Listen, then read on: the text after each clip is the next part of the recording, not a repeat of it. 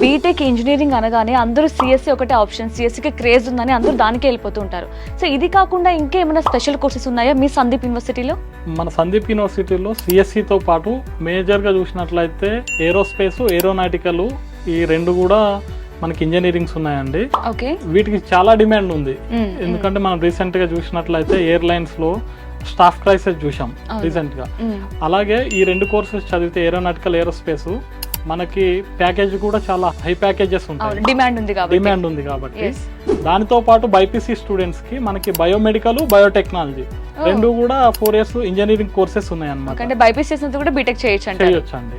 దానితో పాటు 3 years డిగ్రీలు BBA, BCA కూడా ఉన్నాయి మన సందీప్ యూనివర్సిటీ. ఓ నైస్.